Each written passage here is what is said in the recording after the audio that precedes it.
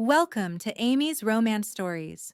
If you're new here, comment below where you're watching from and hit subscribe to join our growing family of Mafia romance story lovers. Palermo, Sicily, 5 years ago.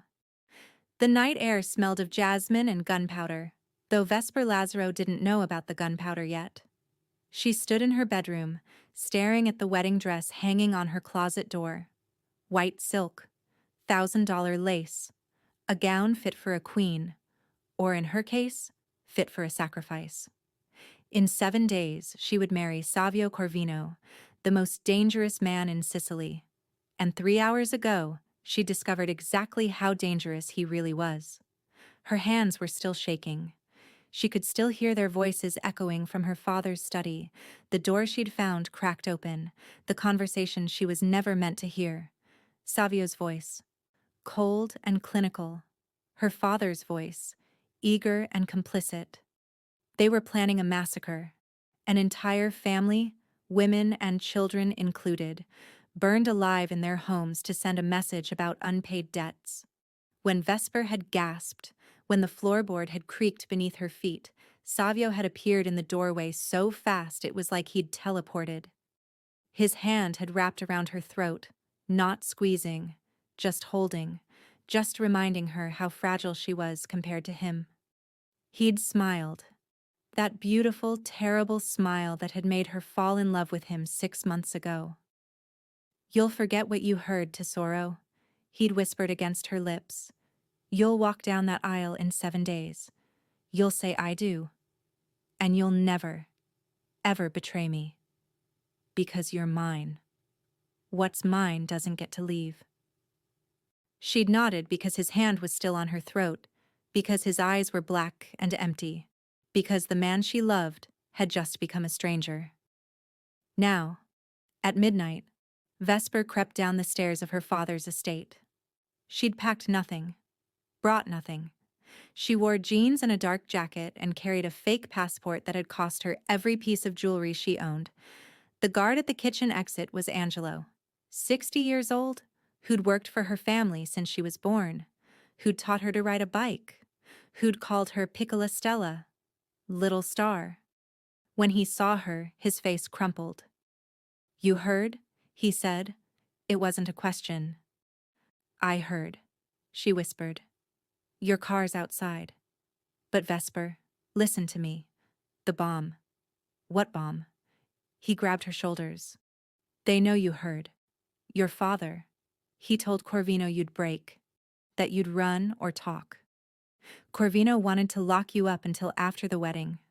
Your father said," his voice broke, "your father said dead girls don't talk." The world tilted.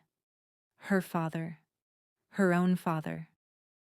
"There's a bomb in your car," Angelo continued, tears streaming down his weathered face. "They think you'll try to run tonight. They're waiting for you to turn the ignition. I can't stop them, Piccola Stella, but I can save you." He pressed a remote detonator into her hand. "You trigger it from here. You leave your ring inside so they find it in the wreckage. And you run. You run and never look back." "What about you?" "I'm an old man. I've made my peace. You're 24 years old. You deserve a life. Now go. Before I change my mind and lock you in your room myself." She'd kissed his cheek, placed her engagement ring, 3 carats of blood diamonds, on the driver's seat of her car, walked 50 feet away, and pressed the button. The explosion lit up the night sky like a second sun. She didn't stay to watch the aftermath. Didn't stay to see her father sprint from the house. Didn't stay to see Savio arrive 10 minutes later, still dressed in his dinner suit, staring at the burning wreckage with an expression no one could read. She ran. By morning, every news station in Italy was reporting the tragic death of Vesper Lazaro, beloved daughter of crime patriarch Corrado Lazaro, killed in a car bomb likely meant for her father. The funeral was held 3 days later, closed casket, white roses. Her father stood stone-faced. Savio Corvino stood beside him, silent, his jaw clenched so tight it looked ready to shatter. And Vesper watched it all on a cracked phone screen from a ferry bound for Switzerland, her long black hair already cut short and dyed auburn, her name already changed, her life already over. "I'm free," she whispered to herself, watching the coast of Sicily disappear. Finally free. She was lying, but she didn't know it yet. 5 years later. Lake Como. Vesper had become someone else entirely. She called herself Sarah Vane now. She lived in a villa with a view of the water. She worked as an art consultant for private collectors who paid in cash and never asked questions. She wore expensive clothes and drank expensive wine, and never, ever let anyone close. She was good at being alone. She'd had 5 years to practice, but the nightmares never stopped. She still woke at 3 in the morning, heart racing, reaching across the bed for someone who wasn't there. Someone who'd tried to kill her. Someone she'd loved anyway. She hated herself for that. The gala in Bellagio was supposed to be simple. Shake hands, smile, pretend to care about overpriced modern art. She wore a black dress that cost more than most people's cars and diamond earrings that were definitely fake. She was drinking champagne, bored, when the air in the room changed. She felt him before she saw him. It was like a hand closing around her throat. That same suffocating presence, that same gravity that had pulled her in 5 years ago and nearly destroyed her. She turned.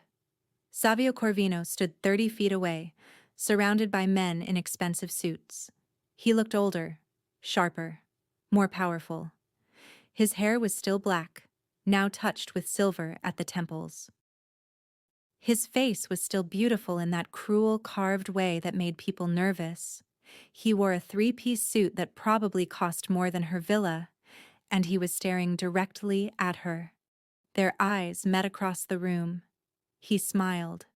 Not a friendly smile, not a surprised smile. A smile that said, "Found you." Vesper's champagne glass slipped from her hand and shattered on the marble floor. People turned to stare. She didn't care. She was already moving, shoving through the crowd, her heels clicking frantically against the floor as she ran for the exit. She got to her car, fumbled with her keys, drove away so fast her tires screamed against the pavement. Her mind was racing. How did he find her? How long had he known? What did he want? Stupid questions. She knew what he wanted. Her villa was dark when she arrived. She ran inside, locked the door, set the alarm. She was halfway to her bedroom when she saw him, Savio Corvino, sitting in her living room like he belonged there, holding a glass of her wine, looking utterly, impossibly calm. "Hello, Vesper." His voice. God, his voice. It slid over her skin like silk and poison. "How?" she managed to say. "How did you find you?" He took a sip of wine, his eyes never leaving hers. "Tesoro, I've known where you were for 2 years. I was just waiting." "Waiting for what?" He stood, setting the glass down with deliberate care. "For you to feel safe. So when I took you back, you'd understand there's nowhere in this world you can hide from me." He walked toward her. Each step was measured. Predatory. She backed up until she hit the wall. He stopped inches away, close enough that she could smell his cologne, that expensive scent that used to cling to her skin after he touched her, close enough that she could see the flecks of gold in his dark eyes. "Did you miss me, Bella? Because I've thought about you every single night." His hand came up, his thumb tracing her bottom lip. She should bite him, should knee him in the groin and run, but her body was frozen, caught between terror and something much worse. Desire. "You tried to kill me," she whispered. "No." His thumb pressed down gently, parting her lips. "I tried to cage you. The bomb was meant to scare you into submission. Your father was supposed to pull you from the car at the last second, make you understand how dangerous the world was without our protection. But you ran, and I've been in hell ever since." Liar. His face hardened. He grabbed her chin, forcing her to meet his eyes. You think I'm lying? You think these past 5 years have been easy for me? You think I haven't torn apart half of Europe looking for you? You think I haven't woken up every single night reaching for a ghost? Then why now? Why wait 2 years if you knew where I was? His grip softened. His thumb stroked her cheek with devastating tenderness. Because I needed to become powerful enough that no one, not your father, not my enemies, not God himself, could take you from me again. He leaned in, his lips brushing her ear. You owe me a wedding, Vesper, and I've come to collect. Before she could respond, 3 men entered her villa. His men, armed, efficient. They didn't touch her, but they didn't have to. The message was clear. Savio stepped back, adjusting his cufflinks with casual elegance. You have 2 choices. Come willingly, or I drag you. Either way, in 1 week, you'll be my wife. She found her voice, found her rage. Never. I'll never marry you, you psychopath. He moved so fast. One moment he was across the room. The next his hand was fisted in her hair, yanking her head back, his mouth a breath from hers. Yes, you will. Because despite everything, despite the bomb and the running and the 5 years of pretending, you still want me. I can see it in your eyes. I can hear it in the way your breath catches when I touch you. I hate you. I know. His smile was sharp and broken and beautiful. Hate me on our wedding night, too. I'll make you scream it. Her knees went weak. Traitorous body. Traitorous heart. He released her, stepped back, smoothed his suit. Pack a bag or don't. I prefer you and nothing anyway. He walked to the door, paused, looked back. 1 week, Vesper, and then you're mine again. Like you always were, like you always will be. He left. The door closed. The alarm didn't go off because of course he'd disabled it. Of course he'd been in her home before tonight. Of course he'd been watching, waiting, planning. Vesper slid down the wall and sat on the floor, shaking. Not from fear, from the horrible, shameful realization that part of her, some dark and broken part, was relieved. That the running was over. That he'd found her. That she wasn't alone anymore. She hated herself for it. But that didn't make it less true. Now, I need to pause here for just a moment. Because if you're listening to this story and your heart is racing, if you're wondering what happens next, if you need to know whether Vesper escapes or surrenders, then you need to subscribe. Hit that subscribe button.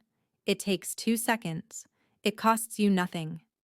And it tells me you actually care about the stories I'm breaking my back to bring you. Please, don't just take, give back. Now, back to Vesper's nightmare. She woke in a different bed. The ceiling was wrong. Frescoed, expensive. The sheets were wrong. Egyptian cotton. 1,000 thread count. The light was wrong. Golden. Streaming through floor-to-ceiling windows overlooking, she sat up and her stomach dropped, overlooking the Bay of Naples. She'd been drugged, taken, moved halfway across Italy while she slept. The door opened. Savio entered carrying a breakfast tray. He looked domestic, comfortable, like kidnapping his ex-fiancée was just a normal Tuesday morning activity. Good morning, wife. We're not married. Not yet. He set the tray on her lap. Eat, tesoro. You're too thin. Did you not take care of yourself without me? I was fine without you. He sat on the edge of the bed, too close, always too close. Liar.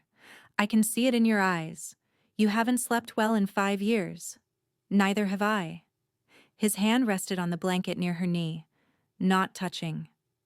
Just there. Let me guess. You wake at 3 in the morning.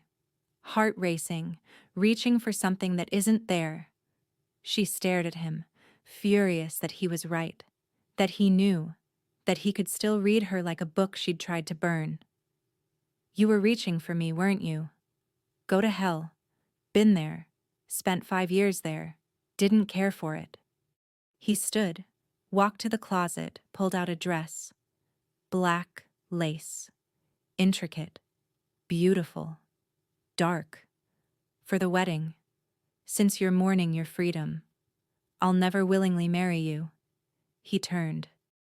And his expression made her breath catch. He crossed the room in 3 strides, backing her against the headboard. His hands gripped the mattress on either side of her hips, caging her in. You will. Because part of you never stopped wanting this. Wanting me. His hand slid up her thigh, over the silk nightgown someone had dressed her in while she was unconscious. His fingers stopped just above her knee. Say the word, Vesper. Tell me to stop. And I will. She was breathing too hard. Her pulse was hammering. She should say it, should scream it, but her body arched toward him. Just slightly. Just enough. He noticed. Of course he noticed. That's what I thought. He pulled away, straightening. You'll come to me, Tesoro. And when you do, I'll make you forget you ever left. The next 6 days were psychological warfare. Savio visited her 3 times a day, breakfast, dinner, and late at night, when she couldn't sleep, when he'd find her standing by the window staring at the dark water. He never forced himself on her, never hit her, never even raised his voice. Instead, he slowly, methodically dismantled her walls. He brought her favorite books, her mother's necklace that should have been buried with her, photos from before, when they'd been happy, when she'd believed he was capable of love. He sat with her during meals and asked about her life as Sarah Vane. He listened. He remembered. He made her laugh once, accidentally, and the look of triumph on his face made her want to slap him. On the 3rd day, a woman appeared. Beautiful. Cold. Dripping with diamonds and venom.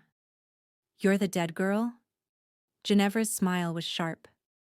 He's been obsessed with a ghost? Vesper didn't blink. Seems like you're the one being replaced. Ginevra slapped her. The crack echoed through the room.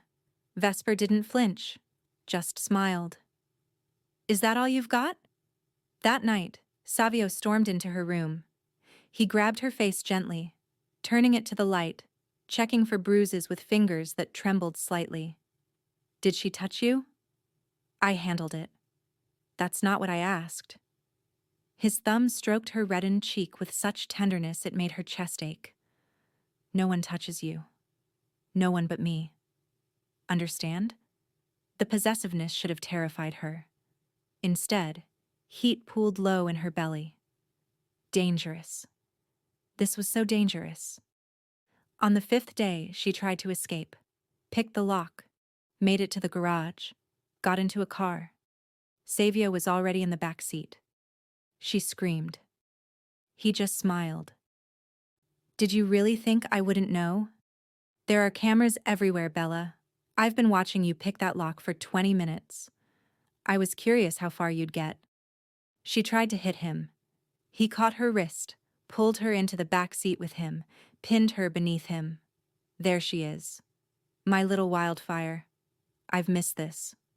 I hate you. I know. His hips pressed her into the leather seat. Hate me more. It's safer than the alternative. What alternative? Admitting you still love me. She spat in his face. He laughed. Actually laughed. Then he kissed her forehead, climbed off her, and escorted her back to her room with a hand on her lower back like they were on a date. You have spirit, Vesper. It's one of the 1,000 reasons I can't let you go. On the 6th day, the wedding dress appeared in her room. Black lace. A mourning gown for a ghost bride. And on the 7th day, they married her to the monster. The chapel was small, candlelit, beautiful in a gothic, oppressive way. There were no guests except Savio's men and one person Vesper hadn't expected to see. Her father. Corrado Lazaro stood in the front pew, his face impassive as Vesper was walked down the aisle by Ilario, Savio's quiet bodyguard who'd looked at her with something like pity since she'd arrived.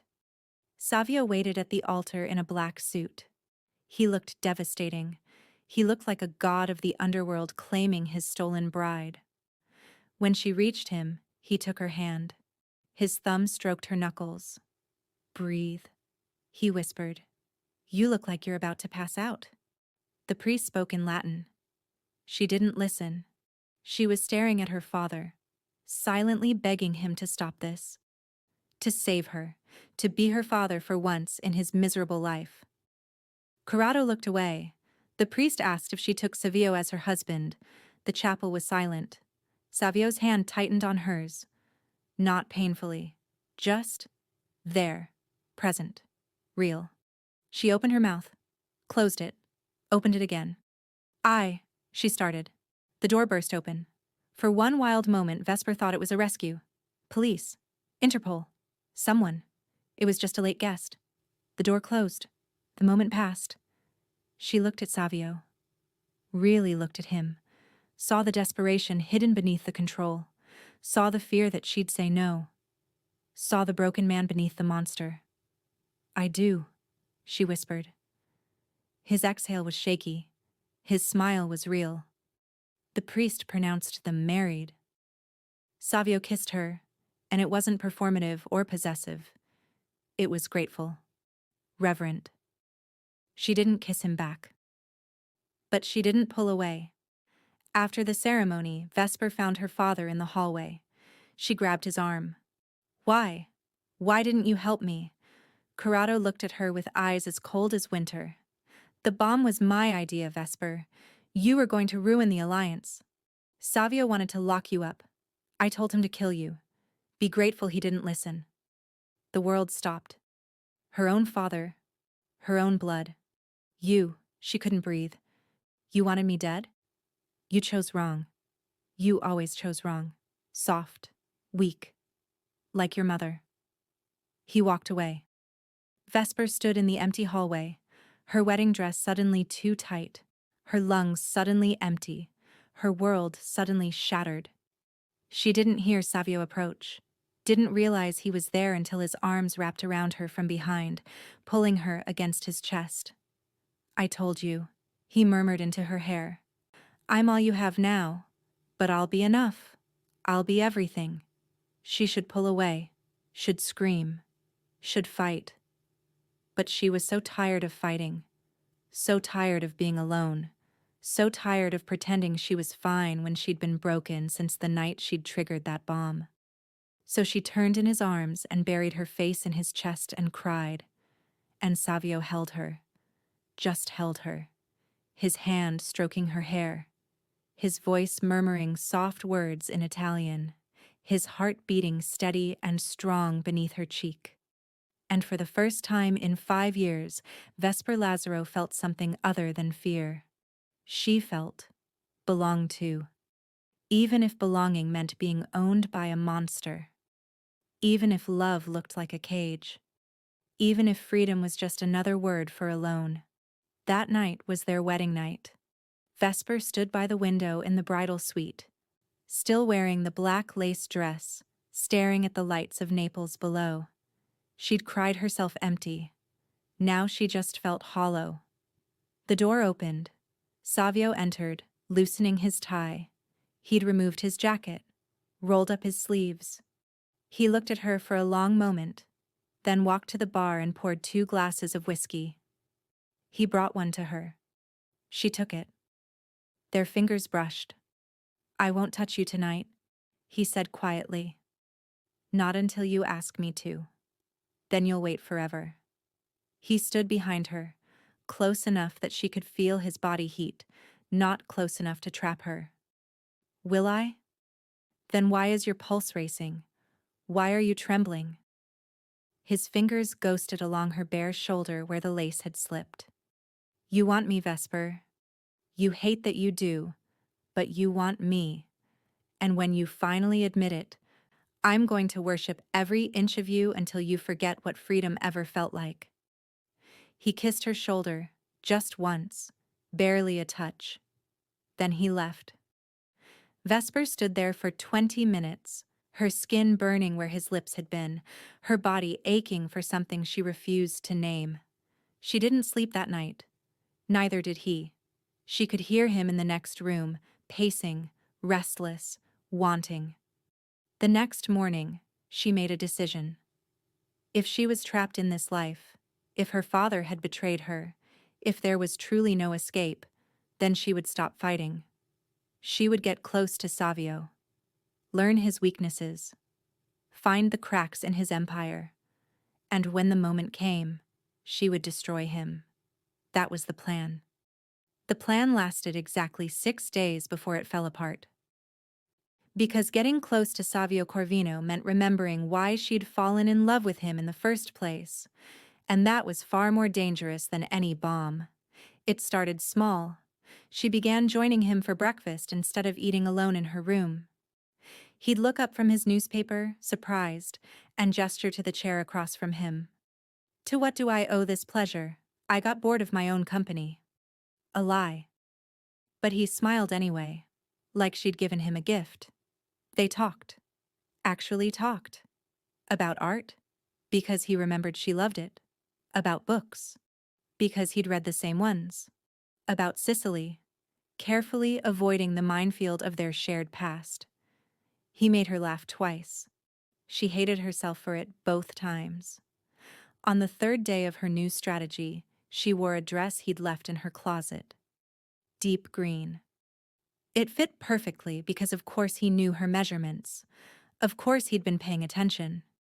When she entered the dining room, his eyes darkened. He stood, walked to her, and just looked at her for a long moment. You're playing a dangerous game, Tesoro. I don't know what you mean. Yes, you do. His hand settled on her waist, burning through the thin fabric. You're trying to make me want you. But here's the problem. I already do. I've wanted you every second of every day for 5 years. So all you're doing is torturing us both. Good, she said, meeting his eyes. You deserve to be tortured. He laughed, actually laughed, and pulled out her chair. That's my girl. On the 5th day, she asked him a question she'd been avoiding. Why did you really order the bomb? They were in his office. He was reviewing financial documents. She was curled in the leather chair across from his desk, pretending to read. He set down his pen, looked at her, really looked at her. You want the truth? I want to understand. He stood, walked to the window, hands in his pockets. For a long moment, he said nothing. Then, I was 27 years old when we met. I'd just taken over my family's business. I was ruthless, efficient, empty. And then you walked into that negotiation meeting with your father and you looked at me like I was dirt on your shoe. I didn't. You did. You said, and I quote, "If I have to marry anyone, I'd prefer someone with a soul." She remembered. She'd been so angry about the arrangement, so determined to hate whoever her father had chosen. I spent 6 months trying to make you love me, Savio continued. 6 months of flowers and dinners and conversations. 6 months of falling so completely for you that I forgot who I was, forgot what I was, and it worked. You loved me. I saw it in your eyes. His voice roughened. And then you overheard that meeting. You looked at me like I was a monster, and I realized you'd never really known me at all. You'd fallen in love with a mask. The real me. The me that burns families alive for unpaid debts. That me you'd never accept. So you tried to kill me. No. He turned to face her. I tried to scare you. Make you understand that the world outside my protection was worse than the world inside it. Your father suggested the bomb, suggested staging a close call. You'd be terrified. You'd run to me. You'd marry me and never question me again. But I ran away instead. You ran away instead. He agreed. And your father, his jaw clenched. Your father said it was a pity the bomb didn't actually go off, that you were a liability, that he'd tried to raise you strong and raised you weak instead. Vesper's throat tightened. I should have protected you from him then, Savio said. I should have killed him and taken you somewhere safe and convinced you to love me again.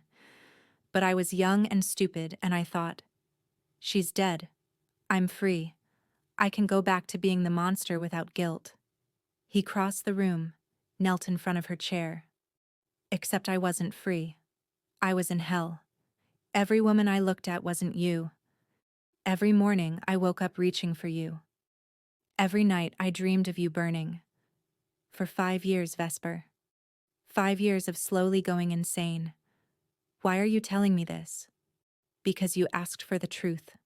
And because I need you to understand. This, he gestured between them. This isn't just obsession.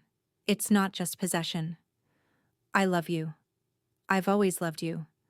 And I know I'm a monster. I know I don't deserve you. But I'm keeping you anyway. She should hate him. Should spit in his face. Should remind him that love doesn't look like kidnapping. But his eyes were so raw, so real, and her traitorous heart was beating too fast. You killed people, she whispered. Children. I know. You would do it again. Without hesitation. To protect what's mine, I'd burn the world. I can't love someone like that. He smiled sadly. You already do. He stood, returned to his desk, picked up his pen. Take your time, Vesper. Hate me as long as you need to. I'll still be here. That night, she couldn't sleep. She paced her room, arguing with herself, trying to remember why she hated him. Trying to ignore the fact that her body ached for his touch. At 2 in the morning, she made a mistake. She went to his room. He was awake, standing on his balcony, smoking a cigarette. He turned when he heard the door. Vesper. Just her name. But the way he said it, hungry and desperate and careful all at once. I can't stop thinking about you, she admitted. I hate it. I hate you. I hate myself. But I can't stop. He crushed out the cigarette, walked to her slowly. Tell me to leave you alone. Tell me you don't want this. I'll walk away right now. She should say it. Should save herself. Instead, she grabbed his shirt and pulled him down to her and kissed him. He made a sound, something between a groan and a prayer, and kissed her back like a drowning man finding air. His hands were everywhere. Her waist, her hair. Sliding down to grip her hips and pull her against him. Say it, he demanded against her mouth. Say you're mine. I hate you. Say it. She bit his lip. He hissed, then smiled, dangerous and dark. Wrong answer. He lifted her, carried her to the bed, laid her down like she was precious, covered her body with his. Let me rephrase, he murmured, kissing down her neck. You're mine, Vesper. You've always been mine. Even death couldn't change that. Say it. His hand slid up her thigh, pushing up her nightgown. She gasped. I'm yours. Again. I'm yours, Savio. Good girl. What happened next was fire and fury and 5 years of pent-up need. He touched her like he was memorizing her. Kissed her like he was claiming her. Made love to her like it was religion. And when it was over, when they lay tangled together, sweating and satisfied, he held her face between his hands and said, I will never let you go again. Never. Do you understand? She should be afraid. Should be planning her escape. Instead, she curled into his chest and fell asleep for the first time in 5 years without nightmares. The next 2 weeks were a dangerous game. Vesper stopped pretending she didn't want him. Stopped pretending she was immune. They had dinner together every night. They talked for hours. They made love until dawn. And slowly, terrifyingly, she felt herself falling again. One night at dinner, a woman appeared. Ginevra. Beautiful and cold and dripping with rage. You actually married her? The dead girl? Savio didn't even look up from his plate. You need to leave, Ginevra. I've been warming your bed for 3 years, and you throw me away for this ghost? Vesper smiled sweetly. Maybe he prefers quality over convenience. Ginevra lunged. Savio caught her wrist mid-swing. Leave, now. Or I'll have Ilario remove you. Ginevra left, but her eyes promised murder. 2 nights later, at a family dinner with Savio's associates, Vesper took a sip of wine and immediately tasted something wrong. Bitter, chemical. She looked up, saw Ginevra across the table, smiling. Savio saw her face, saw the wine glass. He moved so fast, knocked the glass from her hand, grabbed Ginevra by the throat, and dragged her from the table. Everyone froze. The gunshot came from the hallway. 3 shots. Then silence. Savio returned, blood on his cuffs, and sat back down like nothing happened. He turned to Vesper, cupped her face gently. Are you all right? Did you swallow any? I don't think so. We're getting you to a doctor anyway. Savio, you just killed someone who tried to poison my wife? Yes, and I'd do it 1,000 more times. He kissed her forehead, then addressed the table. Let this be a lesson. She's my wife, my obsession, my religion. Anyone who touches her dies. Are we clear? Murmurs of agreement. That night, Vesper confronted him. You can't just kill people who upset you. I can. I will. Especially when they try to kill what's mine. He backed her against the wall. You're in my veins, Vesper. You're the reason I breathe.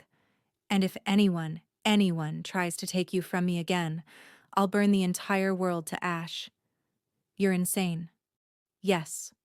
And you love it. He was right. She did. That was the most terrifying part. But 3 days later, everything changed. Vesper woke up nauseous.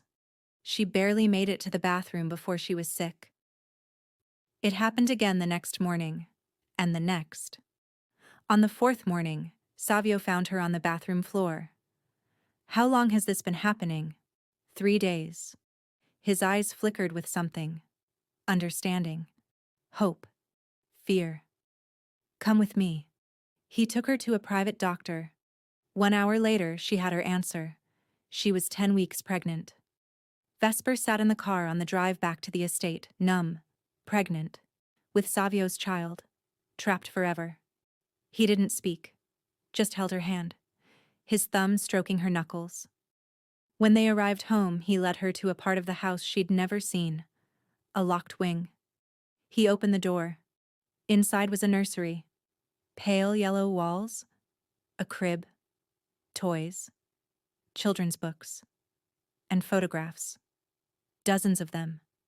A little girl with dark curls and Vesper's eyes. What? Vesper couldn't breathe. What is this? Savio picked up one of the photos, handed it to her. Her name is Luna. She's 4 years old, and she's ours. The world tilted. That's impossible. Is it? You were pregnant when you ran, weren't you? You gave birth alone. Hid her in Switzerland with a woman named Maria Fonte. Vesper's legs gave out. Savio caught her, lowered her gently to the floor, knelt in front of her. How? She whispered. How long have you known? 6 months. 6 months. He'd known about her daughter for 6 months. Why didn't you take her? Because I wanted you to come to me willingly, to trust me, to choose me. Taking her would have destroyed that. He took her hands. I've had people protecting her since the day I found out. The best security money can buy. She's safe, Vesper. She's happy. And now? He placed a hand on her still flat stomach. Now our family grows. You've been watching my daughter. Our daughter. And yes, making sure she's safe. Making sure no one from our world ever touches her. Vesper's mind was reeling. Luna. Her baby girl. The child she'd given birth to alone in a Swiss hospital. The child she'd placed with Maria, A retired nurse she'd trusted. The child she sent money to every month through anonymous accounts. Savio had known, had been protecting her, had been preparing for this. I want to see her. You will. Soon.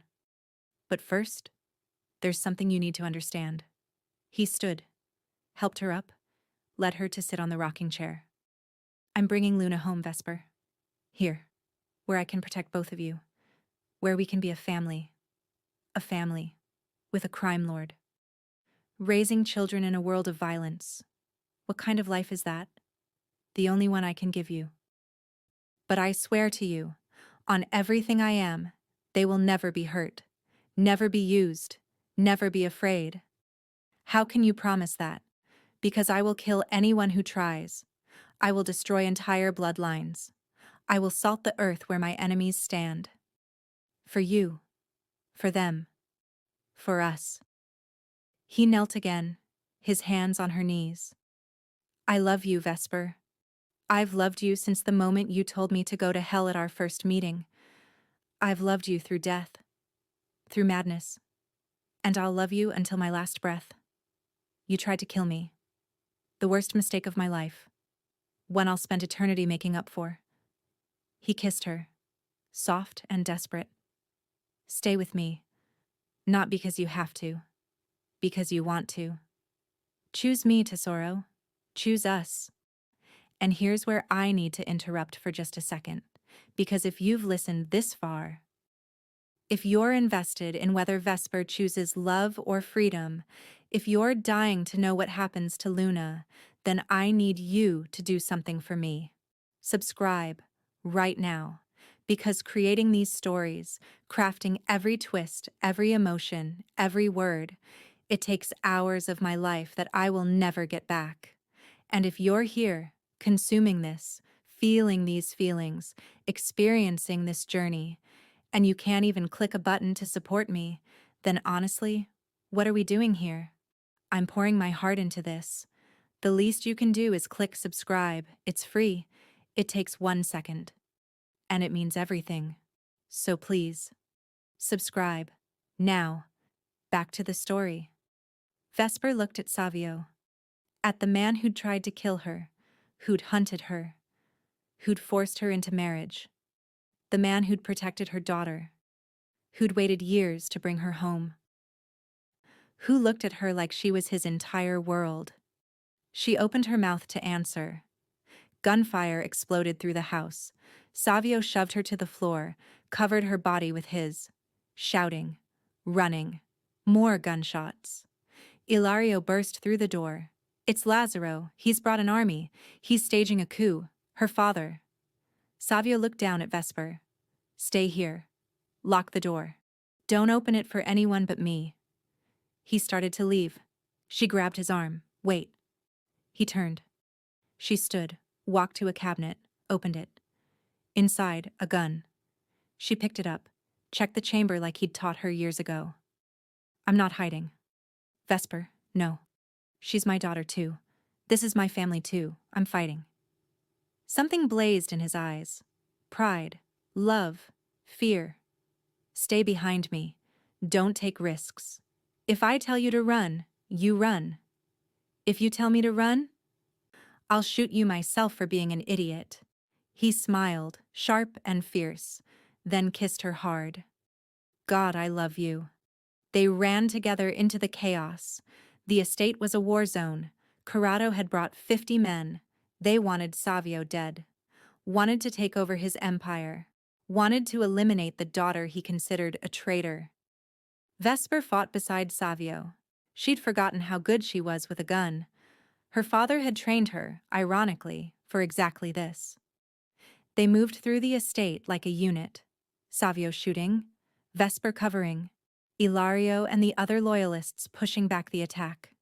And then, Vesper saw him. Corrado. Her father. In the main hall, executing wounded men who'd been loyal to Savio. She stepped out into the open. Enough. Corrado turned. Saw her. Smiled coldly.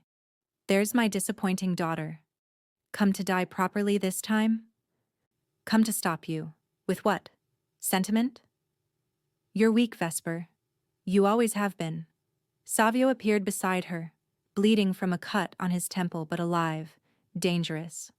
Corrado laughed. The monster and his pet ghost. How romantic. He raised his gun, pointed it at Savio. Time slowed. Vesper saw her father's finger tighten on the trigger. Saw Savio start to move. Saw the future. Her future. Luna's future. The new baby's future. All of it hanging on this moment. She stepped in front of Savio, pointed her gun at her father. You want him? You go through me. Corrado's smile faltered. You don't have the spine. You're right. The old Vesper didn't. But she died 5 years ago in a car bomb you planted. What's standing here now is someone harder, colder, someone who learned from the best. She cocked the gun.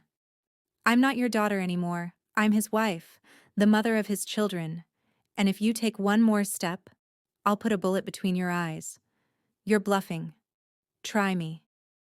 Corrado stared at her, saw something in her eyes that made him hesitate. Then he laughed and raised his gun. Vesper pulled the trigger. The shot hit his shoulder. Non-lethal, but a message. She adjusted her aim. The next one goes through your heart. Leave. Now. And never come back. You're dead to me. Blood bloomed across Corrado's expensive suit. He stared at her in shock. You shot me. I gave you life. Now I'm taking back what's mine. Go, before I change my mind. Corrado retreated, his men following, half carrying him. The estate fell silent. Vesper lowered the gun. Her hands were shaking. Savio turned her to face him, checked her for injuries. Are you hurt? No. You. I'll live. He pulled her into his arms, held her so tight she could barely breathe. You stepped in front of a bullet for me? You're my husband. Father of my children. Where else would I be? He pulled back, cupped her face. Why? Why did you save me? Because I'm just as ruined as you are. We deserve each other. This nightmare of a love. She kissed him, tasting blood and smoke and future. But if you ever threaten Luna or this baby, I'll kill you myself. Slowly. I know. I'll deserve it. 6 months later, the villa overlooking Palermo was nothing like the fortress in Naples. It was softer, brighter, a home, not a prison. Luna had been brought from Switzerland 3 months ago. She'd been scared at first, shy, but Savio had been patient, gentle, a side of him Vesper had never seen. He'd read her stories every night, taught her to paint, held her when she had nightmares. Now, Vesper stood in the doorway watching Savio and Luna in the garden. He was teaching her about flowers. Luna was laughing, her small hand in his large one, completely trusting. Vesper's hand rested on her swollen belly, 7 months pregnant. A boy this time, according to the doctors. Ilario appeared beside her.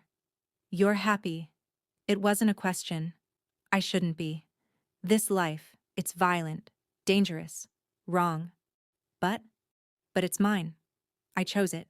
I chose him. No regrets? Every single day. But I'd choose it again. Savio looked up, saw her watching. His smile was soft. Real. He said something to Luna, who ran to Vesper and hugged her legs. Mama, come see the roses. Vesper's heart clenched. Mama. Luna had started calling her that last month. She let Luna pull her into the garden. Savio wrapped an arm around her waist, kissed her temple. Comfortable, Signora Corvino? Your son is using my bladder as a soccer ball, so no. He laughed, placed a hand on her belly. Their son kicked against his palm. He's strong. He's a nightmare. Like his father. Good. He'll need to be. They stood there, the 4 of them, soon to be 5, a family built on ashes and blood and twisted love. That night, after Luna was asleep, Vesper and Savio stood on their balcony overlooking the sea. Do you ever think about how we got here? She asked. Every day. Do you regret it? The bomb, the pain, all of it? He considered. I regret hurting you, but I don't regret where we ended up. Does that make me a monster? Yes, but you're my monster. He pulled her close, his hand protective over her belly. They say you died 5 years ago, he murmured. In a way I did. The girl who wanted to escape, who dreamed of a normal life, she died that night. And what rose from the ashes? Someone stronger, darker, someone who chose love over freedom, passion over peace. She turned in his arms. I am Vesper Corvino, the ghost bride, the queen of shadows. And this dangerous, beautiful, blood-soaked life? I chose it. I chose you. And I'd choose it again. Any regrets? Every single day. He smiled. Boring would kill us. She laughed, genuine and free, and kissed him as the sun set over their empire, their kingdom of shadows, their family, their future, built on the grave of who they used to be. And neither of them would have it any other way. The end. So what did you think? Did Vesper make the right choice, or did she surrender to Stockholm Syndrome? Drop a comment and let me know. And if this story made you feel something, if it gave you chills or butterflies or made your heart race, then share it with someone who loves dark romance. Subscribe if you haven't already, and I'll see you in the next story.